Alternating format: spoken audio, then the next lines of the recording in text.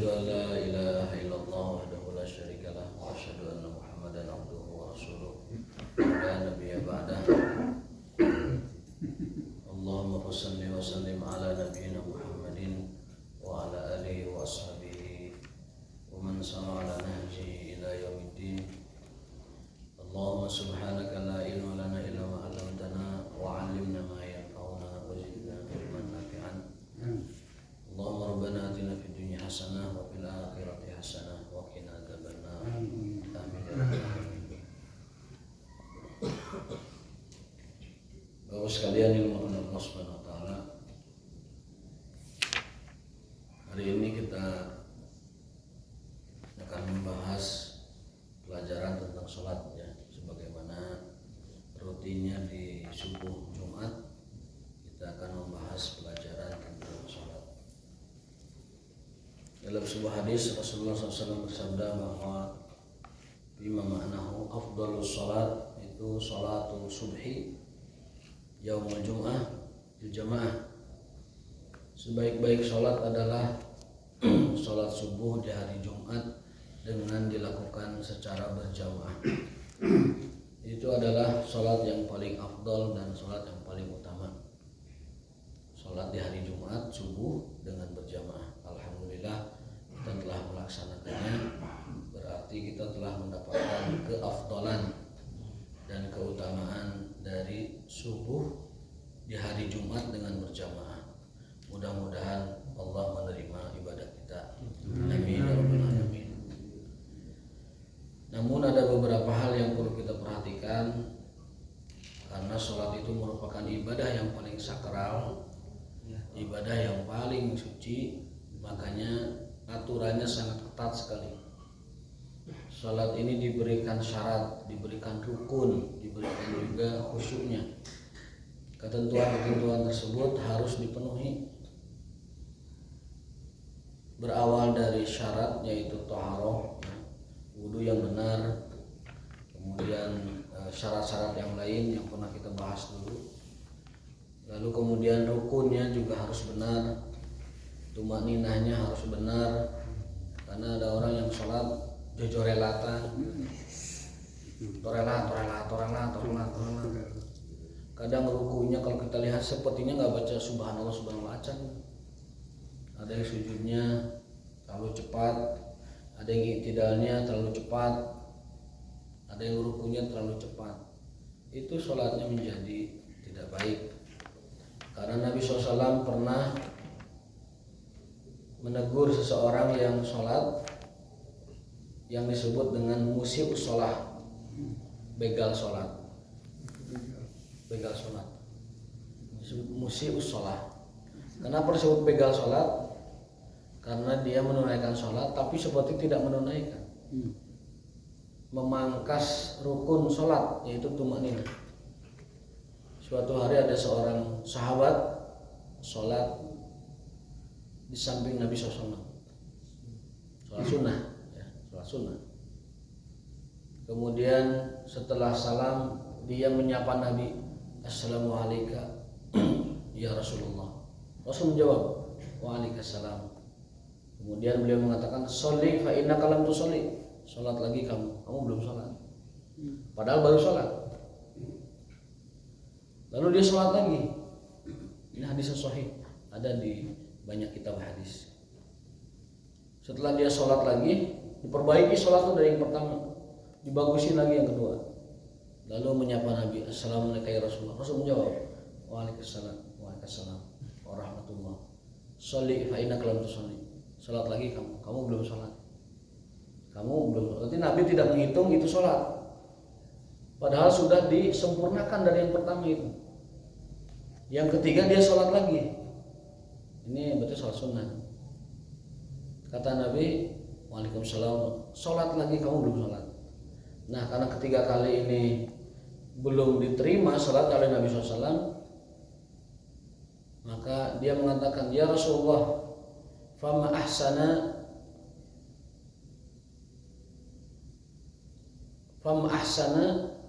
antu alim.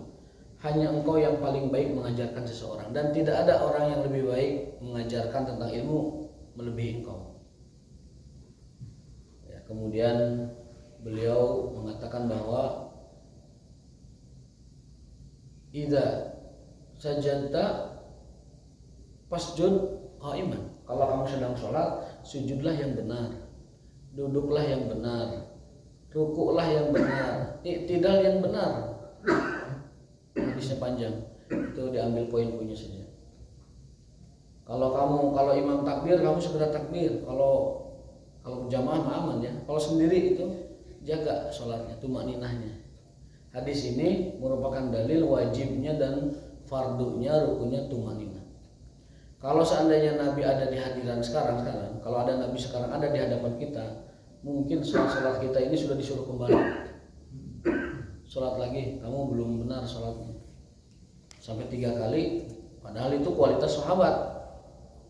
Itu kualitas sahabat Nabi yang keseharian hidup bersama Nabi dan para sahabat lainnya. Tetapi sholatnya masih ditegur sampai 3 kali. Maka ini pelajaran yang kita bisa ambil adalah maksimalkan tumakninah. Bahkan dalam mazhab Imam Syafi'i, tumakninah itu rukun. Batal sholatnya kalau nggak tumakninah, diulang. Kalau nggak tumakninah batal. Maka pas ruku pastikan bacaan ruku dibaca. Pasti tidak. Meskipun bacaan ruku itu bukan termasuk fardu, tapi gerakan rukunya kan tetap harus tumakninah. I'tidal juga sama, sujud juga sama, duduk 2 sujud juga sama. Nah, ini hendaklah setiap kita memeriksa kembali sholat kita. Kalau zaman dahulu ada sahabat yang dikoreksi oleh Nabi sampai 3 kali, apalagi zaman sekarang orang-orang yang semakin jauh dari masa kenabian. Tentunya ini setiap kita mesti otokritik kembali, mengevaluasi dan memperhatikan sholat masing-masing, baik sholat wajib ataupun sholat sunnah, baik yang berjamaah maupun yang sendiri-sendiri. Nah, sekarang kita masuk ke tema berikutnya, yaitu tentang ancaman bagi orang yang mengurangi hak sholat atau begal sholat itu. Disebutnya tuh musii'us sholat, orang yang sholatnya buruk atau pencuri sholat. Jangan sampai kita menjadi begal sholat, pencuri sholat. Harusnya tumakninah dikorupsi tumakninah. Tumakninah 3 menit dikorupsi, tumakninah 5 detik atau 3 detik dikorupsi. Terus 1 detik aja. Teng. Nah, itu namanya orang koruptor sholat di situ, begal sholat. Orang-orang senyumnya begal sholat, pencuri sholat. Nah, kita jangan sampai jadi pencuri sholat dengan tidak menyempurnakan rukun-rukun sholat tersebut. Ancaman bagi orang yang tidak menunaikan hak sholat, ya, at-tahdhir minat tafrid fi haqqi sholat. Ancaman bagi orang yang mengurangi atau mencuri, membegal hak sholat. Yang pertama, An Samurah bin Jundub radhiyallahu taala anhu qala kana Rasulullah sallallahu alaihi wasallam diceritakan dalam hadis ini, mimma yuksiru an yaqula li ashabihi hal ra'a ahadun minkum min ru'ya. Apakah di antara kalian ada yang bermimpi? Sering Nabi bertanya seperti itu. Karena mimpi orang soleh itu 1/49 kenabian. Mimpi orang soleh itu 1/49 kenabian. Artinya apa? Wahyu sudah putus. Kan wahyu sudah terputus. Maka yang tersisa adalah ilham dan mimpi. Wahyu tidak ada lagi. Ketika Allah ingin memberitakan hal yang gaib, itu melalui perantara para nabinya. Maka disebut nabi. Arti nabi adalah orang yang diberi kabar. Nabiun itu dari kata nabaun. Nabaun itu adalah berita. Maka nabi adalah orang yang diberi berita. Maka 100% pengetahuan seorang nabi tentang yang gaib adalah berasal dari Allah satu-satunya. Dan mereka tidak tahu yang gaib. Di banyak ayat An-Nahl 110, Kemudian di ayat yang lain itu diceritakan, dipastikan juga, Al-A'raf juga ada, dipastikan bahwa Nabi tidak tahu yang gaib. La ya'lamul ghaiba illallah. Kalaupun tahu diberitahu. Ya, kalaupun tahu diberitahu. Maka kalau ada orang, baik dia itu orang biasa, baik itu orang yang luar biasa bahkan sekalipun, kalau mengklaim dia tahu yang gaib, itu adalah sebuah kedustaan. Atau dia bersekongkol, berserikat dengan bangsa gaib yang dilarang dalam Al-Quran. A'udzubillahi minasyaitonir rajim, surat Al-Jin ayat 9. Itu larangan Allah kepada orang yang berinteraksi atau bekerja sama dengan makhluk-makhluk gaib. A'udzubillahi minasyaitonir rajim, wa minan nasi may ya'uduna birijali minal jinni fazaduhum rahaqa. Dan itu perbuatan hanyalah menambah kesengsaraan bagi pelakunya. Itu yang pertama. Yang kedua, berita gaib yang disampaikan oleh bangsa-bangsa gaib itu pun, kata Rasulullah SAW, kalau dia membicarakan 40 berita, maka potensi benarnya hanya 1, dan 49-nya itu kedustaan, kebohongan. Kalau ada selain malaikat memberitahu tentang yang gaib, maka 50 kalinya itu dusta, dan 1 kalinya ada potensi mungkin dia mencuri dengar, sehingga mungkin diasumsikan benar, tapi 49-nya itu adalah dusta dan keliru. Jadi kalau ada sesuatu bisikan gaib, atau ada makhluk lain ngasih tahu, atau dia nanya makhluk tersebut tentang yang gaib, maka kata Nabi 50 kalinya dusta, dan 1 kali mungkin berpotensi benar. Hati-hati dengan makhluk yang ini. Sekali lagi, bahwasanya Rasulullah SAW, mereka tahu yang gaib, Rasul dan para Rasul yang lain tentunya, mereka seluruhnya tahu yang gaib hanya karena 1, diberitahu oleh Allah Subhanahu wa Ta'ala. Nah, selain wahyu, kan sudah terputus, wahyu tidak ada. Maka kata Nabi, selain wahyu itu yang tersisa adalah 2, mimpi orang soleh dan ilham. Makanya ada hadis, setiap kaum itu ada muhaddatsun, setiap kaum itu ada orang yang Allah titipkan ilham kepada mereka. Setiap kaum dari kaum para nabi itu Allah titipkan ilham kepada mereka. Allah titipkan mimpi kepada mereka sebagai cara Allah memberitahu yang gaib setelah putus masa-masa kenabian yang sudah tidak ada wahyu. Jadi wahyu setelah tidak ada, maka yang ada adalah pemberitahuan lewat mimpi orang soleh atau mimpi yang baik ya, atau ilham. Nah, dalam Islam mimpi itu ada 3. Mimpi itu ada 3 sumber. Yang pertama adalah ar-ru'ya shalihah. Mimpi yang baik itu sumbernya dari Allah. Dan mimpi tersebut ada maknanya. Mimpi orang baik, mimpi sholihah atau mimpi yang baik dialami oleh orang baik itu ada takwilnya, ada maknanya. Tetapi tidak semua orang memahami makna itu. Hanya orang yang mengerti takbir dan takwil mimpi yang dapat menafsirkan mimpi tersebut. Yang jelas hadisnya itu bahwa wahyu telah terputus, yang ada adalah mimpi yang baik. Dan mimpi tersebut adalah 1/49 kenabian. Mimpi yang kedua adalah al-hulmu syaitani, mimpi buruk, mimpi syaitani, mimpi dari setan. Biasanya mimpi ini mimpi buruk. Bang Adi diudak-udak ku anjing, tak itu mimpi dari setan. Diudak-udak ku anjing, au, nah itu mimpi buruk dari setan. Atau diudak ku careuh, atau diudak ku orai, diriung ku kalajengking, diudak ku nugelo, dilengketek ku maung gitu. Itu lu banget sih gak slow moving Pokoknya itu mimpi seperti itu dari setan dan tidak boleh diceritakan. Kalau di antara kalian bermimpi yang buruk, apa kata Nabi? Pas bangun meludah ke kiri 3 kali. Tapi meludahnya ulah meludahnya simbolik aja. Lalu berkata a'udzubillahi minasyaitonirrajim. Bukan meludah cairan, udah bukan. Simbolik saja.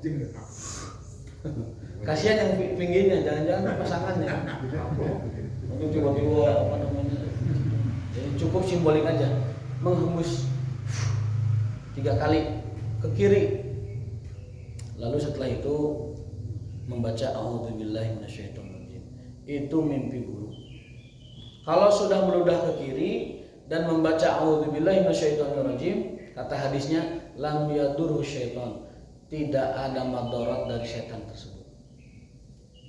Jadi jangan takut gitu. Mimpi buruk, kejadian apa, jangan dipikirin. Mimpi buruk jangan dipikirkan dan jangan diudangi ingat-ingat. Yang penting prosedurnya dilakukan. Yang penting prosedurnya diterapkan. Meludah ke kiri 3 kali dan baca a'udzubillahi minasyaitonirrajim. Dah, prosedur sudah dilakukan, insya Allah kata Nabi, syaitan tidak akan memadaratkan orang tersebut.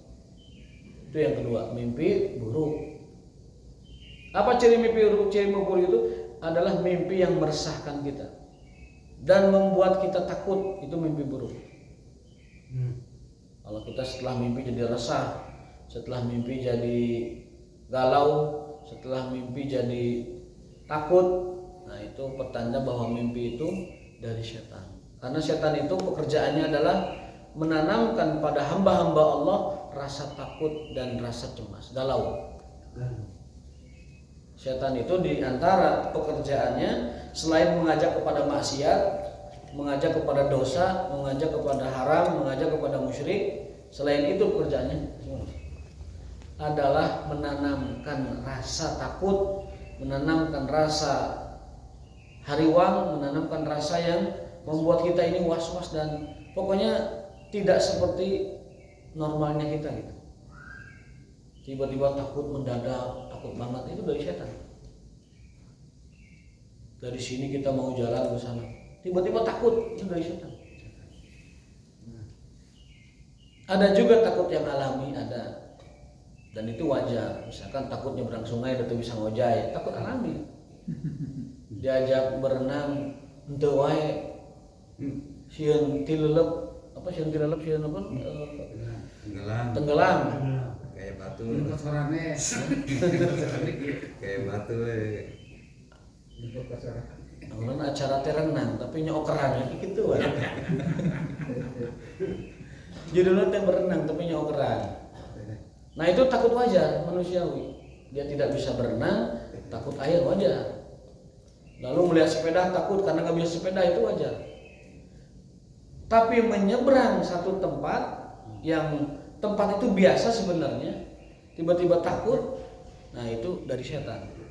Ditanamkan takut, mana kudu sieun ku jin atau yang apa nunggu di situ, itu dari setan. Di rumah tiba-tiba takut ke dapur, itu kan rumah kita. Kok takut ke dapur? Setan yang menanamkan. Mana ke dapur kan? Curi di sieun. Ke kamar mandi takut. Padahal rumah kita, itu dari setan takutnya. Makanya rasa takut itu adalah bagian dari godaan setan. Sekali lagi, setan tidak hanya menggoda kita kepada yang haram, kepada yang maksiat, kepada yang musyrik. Setan juga menanamkan kepada hati orang-orang hamba Allah rasa takut dan rasa khawatir, galau yang berlebih, cemas yang berlebih, itu adalah kerjaan setan. Lalu mimpi yang ketiga adalah adghasu ahlam. Adghasu ahlam itu adalah mimpi yang merupakan bunga tidur saja, sisa memori. Ada memori yang terbawa ke alam tidur. Nah mimpi seperti itu sama sekali tidak ada artinya. Dalam Al-Quran disebut adghasu ahlam. Di mimpi itu ada 3. Mimpi baik berasal dari Allah, dan itu adalah 1/49 kenabian. Ada artinya dan hanya orang-orang tertentu yang tahu maknanya. Mimpi yang kedua adalah mimpi syaitani atau khulmu syaitani, itu dari syaitan dan biasanya menanamkan rasa takut dan rasa cemas yang berlebih.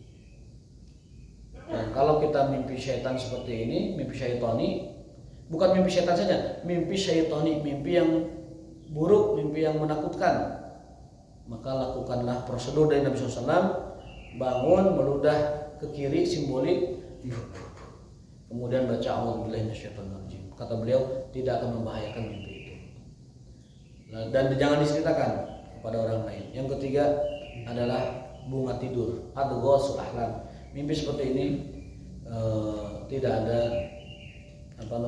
maknanya sama sekali. Hanya sisa memori yang terbawa. Rata-rata mimpi kita tuh yang itu, adghasul ahlam. Nah, tadi kita bahas bahwa tidak ada seorang pun yang mengetahui perkara gaib. Hal ada Al-A'raf ada dijelaskan, tidak ada satupun, kata Allah ditegaskan, yang tahu tentang perkara gaib kecuali yang Allah beritahu, yaitu para rasul melalui wahyu. Makanya tadi disebut nabiyun dari kata nabaun. Nabi itu dari kata naba, artinya orang yang diberitahu. Perbedaan Nabi dengan Rasul, kalau Nabi itu adalah orang yang diberitahu tentang wahyu Allah dan tidak ada kewajiban mendakwahkan. Itu Nabi. Tapi kalau Rasul, dari bahasanya aja Rasul, dia utusan Allah untuk menyampaikan kepada manusia. Maka Rasul itu adalah Nabi yang diberi beban untuk menyampaikan tugas, atau Nabi yang ditugaskan untuk menyampaikan wahyu, itu Rasul. Tapi kalau Nabi adalah orang yang diberi wahyu saja tanpa ditugaskan menyampaikan. Maka setiap rasul pasti nabi, tapi tidak setiap nabi itu rasul. Jumlah nabi ada 140 ribuan dalam Sahih Muslim. Dalam riwayat lain 141, 132 juga ada, 132.000, 140.000, kisaran segitulah, antara 130 sampai 140.000. Adapun rasul hanya 312 orang. 312 orang para rasul itu. Maka dan rasul pertama adalah Nuh alaihissalam. Rasul pertama adalah Nuh alaihissalam dan nabi pertama adalah Adam alaihissalam. Nah, setelah wahyu terputus, maka tidak ada lagi pemberitaan yang gaib kecuali lewat dua jalan. Inqata al-wahyu, wahyu terputus dan tersisa dua. Apa itu? Mimpi baik orang soleh dan juga ilham. Boleh diceritakan Kalau baik boleh. Kalau ilham cukup orang yang berkeperluan saja memberitahunya. Kata Nabi SAW, setiap umat ada muhaddatsun. Inna likulli qaumin, setiap umat memiliki muhaddatsun, orang-orang yang diberi ilham. Orang-orang yang dititipkan ilham oleh Allah, orang-orang yang dititipkan mimpi oleh Allah untuk memberitahu ke orang-orang tentang pertanda sesuatu.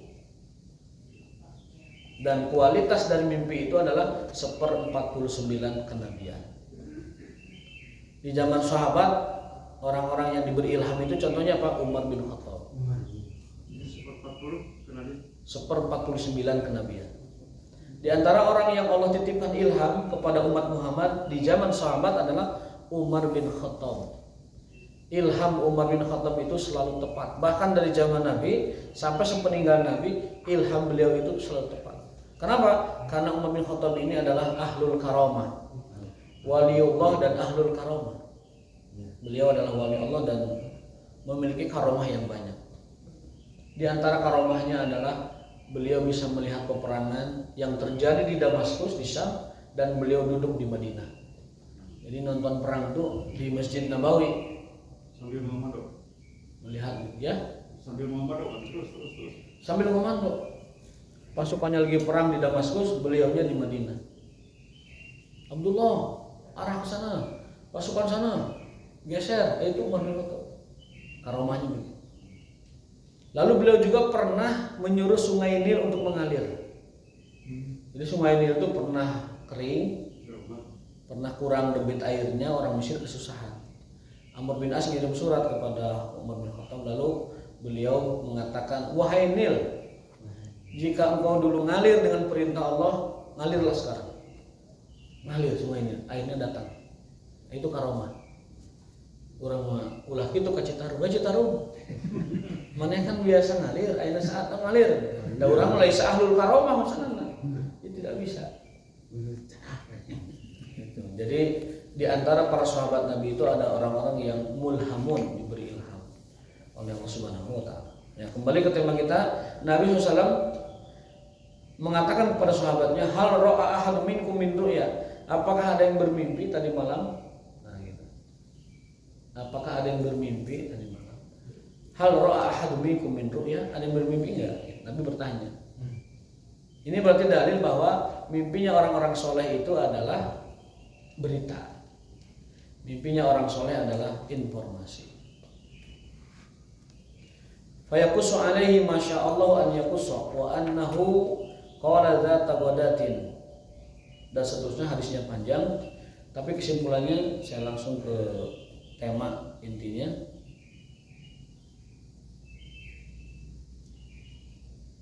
Ada orang yang didapati dalam mimpi itu, ada orang yang sedang tertidur, kemudian yang lainnya sedang berdiri di sampingnya.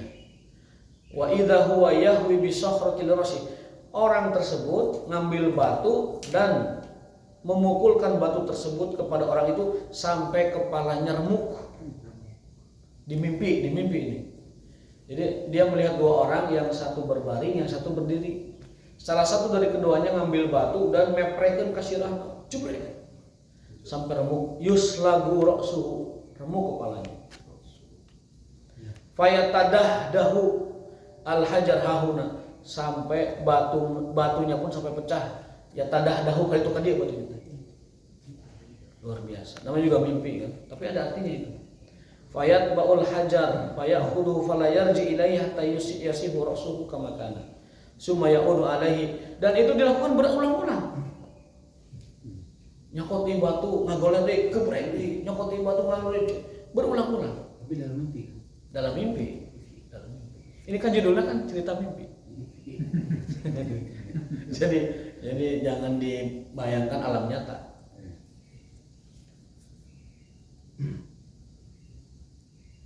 Fayaf'alu bihi misla ma fa'ala bihi al-marratal ula. Itu dilakukan terjadi berulang-ulang seperti kali pertama. La haula wala quwwata illa billah. Qala qultu lahuma, aku mengatakan subhanallah, mahadan. Di dalam mimpi itu sahabat itu mengatakan mahadan. Hei, apa-apaan kamu? Bahasa gitu ya. Apa ini? Orang-orang Qala li intolik. Nah, kata yang tadi itu, indit mana sih ulah tanya, indit. Ulah tanya. Urusan kaula ieu, ulah tanya, indit.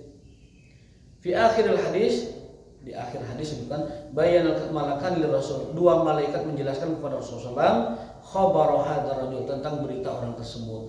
Wal ismu alladzi kana yaqtaribuhu. Adapun dosa yang dilakukannya berdasarkan informasi dari malaikat tadi adalah faqala amma rajulul awal alladzi ataitu alaihi yuslabu ra'suhu bil hajar fa innahu rajul ya'khudul Qur'an fayarqudu. Yang pertama yang dipukul keras kepalanya pecah itu adalah orang yang mengambil Quran, dalam arti kata dia ahli Quran, fayarquduhu, tapi dia bertolak belakang dengan Quran yang dia bawa. Ahli Quran tapi dia mendurhakai dan mendustai Al-Quran. Ya. Patojaiyah, bertolak belakang, kontradiksi dengan Qurannya. Makanya kan di dalam hadis lain 3 orang yang pertama kali diseret ke neraka kan ahli Quran. Yang pertama qari ahli Quran, yang kedua alim ahli ilmu, yang ketiga adalah mujahid. Dalam riwayat lain ahli sedekah. Kenapa? Karena ketiga orang ini melakukan ataupun pandai dalam bidangnya itu bukan karena Allah Subhanahu wa taala. Awaluman yusa'ar, orang-orang yang pertama kali diseret ke neraka lain tukang mabok, lain tukang bedegong, burau. Yang pertama kali diseret itu justru ulama-ulamanya. Yang pertama qari, membaca Quran. Kata Allah Ta'ala, masuk kamu ke dalam neraka. Enggak ya Allah, saya dulu melakukannya ikhlas karenamu. Kata Allah, kadzabta, dusta kamu. Kamu dulu ahli Quran, cuman ingin disebut kamu pandai Quran. Dan kau sudah dapatkan kehormatan itu. Nah, akhirnya masuk neraka. Yang kedua adalah ulama. Dia katakan saya menuntut ilmu dan mengajarkan ilmu karena Allah, karena engkau. Kata Allah, kadzabta, dusta kamu. Dulu kamu melakukan itu ingin disebut sebagai ulama dan kau sudah dapatkan gelar itu. Sekarang masuklah ke neraka. Yang ketiga adalah mujahid. Dia katakan saya jihad untukmu ya Allah, li'ila kalimatillah. Kata Allah, kadzabta, dusta kamu. Dulu kamu ingin dikatakan hatta yuqalu laka, kamu dikatakan kada wa kada, begini begitu, disebut pahlawan, disebut pejuang, disebut patriot dan sebagainya. Dan kau sudah dapatkan gelar itu. Sekarang masuklah ke neraka. Dalam riwayat lain ahlu sedekah, sama dia juga mengatakannya lillah, tapi kata Allah, dusta kamu. Kamu ingin disebut dermawan. Masuklah ke dalam neraka. Justru 3 orang ini yang diseret pertama kali ke dalam neraka. Nah, di sini pun seperti itu, kurang lebih maknanya. Lelaki pertama yang dipukul kepalanya itu adalah orang yang ahli Quran tapi dia patojaiyah atau bertolak belakang dengan Quran. Yang kedua, ini yang perlu kita ingat. Wa yanamu anis sholatil maktubah. Tidur, sengaja tidur untuk ninggalin sholat wajib. Jadi orang yang ngajakeun tidur supaya itu sholat. Ayo orang benar-benar tidur kemudian nggak sholat maka dimaafkan. Ada hadisnya bahwa beban syariat itu diangkat dari orang yang tertidur sampai ia bangun. Artinya orang yang tertidur statusnya tidak di dalam kewajiban apapun. Ada hadisnya. Rufi al-qalam an salasin. 3 orang yang tidak dihitung amalnya. 1, anak kecil sampai balik. Yang kedua, orang gila sampai sadar. Yang ketiga, orang tidur sampai bangun. 3 orang ini Allah bebaskan tugas syariat, beban syariat, taklif syar'i dilepaskan sampai selesai masanya. Kalau orang datang dari perjalanan kemudian tidur labas, nah itu dimaafkan. Tapi kalau ada orang ngajak ke tidur kemudian lewat sholatnya, nah itu adalah termasuk orang yang diancam oleh hadis ini, kepalanya dipukul pakai batu. Jadi mimpi tadi yang 2 orang tadi, yang satu bawa batu, yang satu ngegolel, digebuk, itu adalah takwilnya atau apa takwil itu? Tafsir dari mimpi itu adalah bahwa orang yang pertama itu adalah orang yang tidak menjaga Quran, dia ahli Quran tapi bertolak belakang. Yang kedua adalah dia sholatnya itu sering ditinggalkan gara-gara tidur. Apalagi kalau ninggalin sholat gara-gara maksiat, gimana coba? Ninggalin sholat gara-gara ngajakeun sare, dipukul pakai batu. Gambarannya. Berarti di akhiratnya lebih dahsyat. Itu kan mimpi tadi. Nah ini apalagi nanti di akhirat orang yang ninggalin sholat karena maksiat. Waliyahzubillah. Ninggalin sholat karena nongkrong. Ninggalin sholat karena maksiat. Nauzubillah. Ini ninggalin sholat karena tidur aja ancamannya berat. Apalagi ninggalin sholat gara-gara itu. Itu hadis yang pertama. Hadis tentang mimpinya Rasulullah SAW melihat 2 orang yang dipukul pakai batu oleh temannya.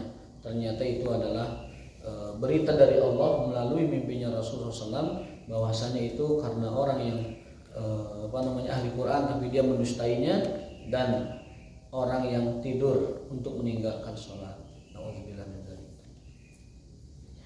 Yang kedua, hadis tentang sholat juga masih adalah bahwasanya Rasulullah SAW mengatakan dzalika rajul bala syaitan fi udhuni. Orang yang tidur namun dia tidak sholat, dia seperti orang yang dia adalah orang yang dikencingi telinganya oleh setan. Orang tidur kemudian dia tidak sholat, maka dia adalah orang yang dikencingi oleh syaitan di telinganya. Itu adalah 2 hadis ancaman bagi orang yang lalai ataupun meninggalkan sholat. Ini kan baru kemarin tentang lalai sholat ya. Maka itu 2 hadis cukup menjadi ancaman buat kita. Jangan sampai lalai dari sholat karena hukumannya berat. Apalagi meninggalkannya, itu sudah tidak ketulungan. Baik, kita nambah sedikit tema baru yaitu at-tahawun fi sholat. At-tahawun itu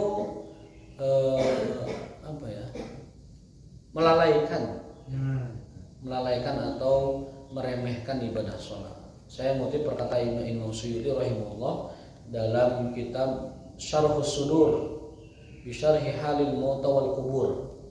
Imam Suyuti menjelaskan qala ba'dul ulama al-asbab al-muqtadiyati li su'il khatimah.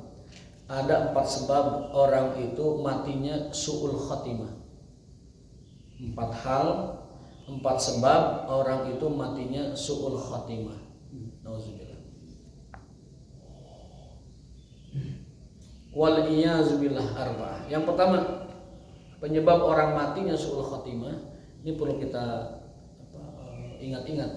Jangan sampai mati kita su'ul khatimah. Sakratul mautnya itu mengerikan. Sakratul mautnya tidak bisa syahadat.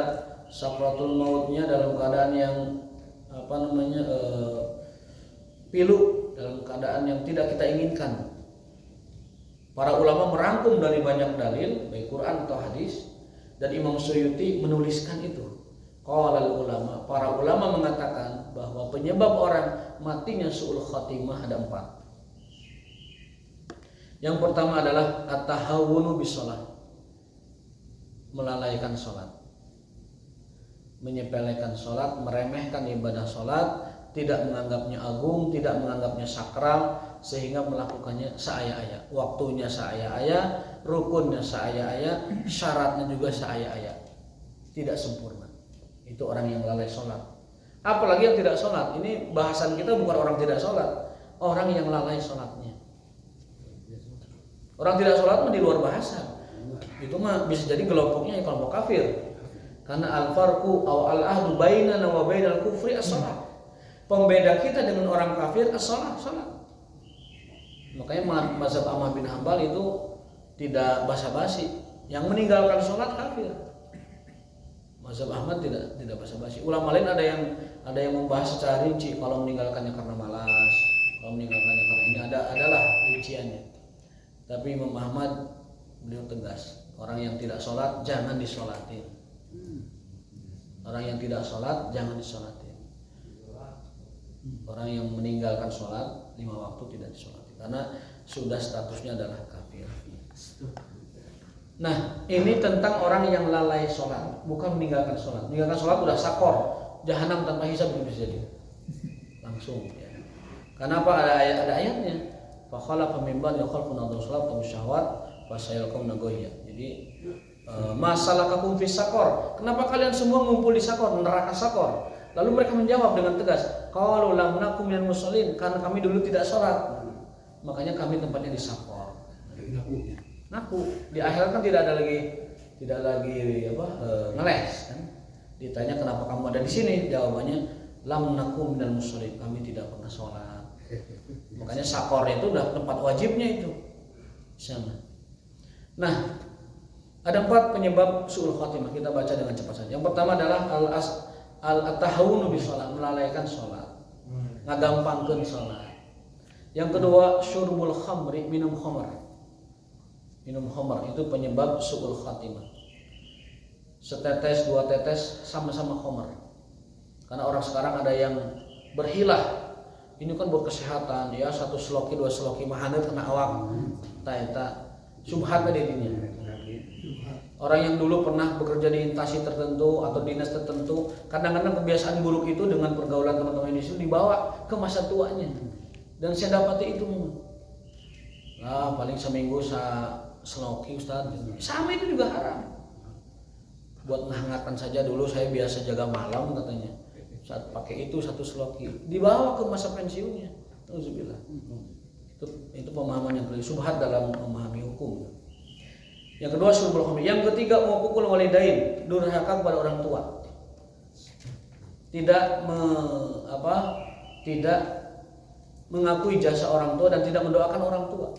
Tidak berbuat baik sama mereka. Yang terakhir adzal muslimin, melukai atau menzolimi orang muslim. Bukannya mengikram orang muslim, malah menzolimi orang muslim. Itu sebab su'ul khatimah. Dalam hadis lain, man adzal muslimina fi turuqi, barang siapa yang merugikan kaum muslimin di jalanan mereka, jalanan saja.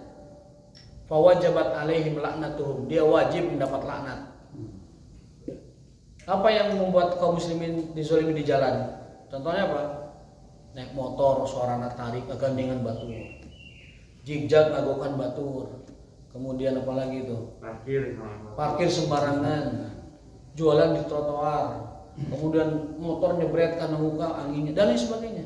Pokoknya di jalanan apapun yang merugikan orang lain, terutama orang muslim, wajabat alaihim laknatuhum, dia wajib mendapatkan laknat. Apa itu laknat? Laknat itu adalah dijauhkan dari keberkahan.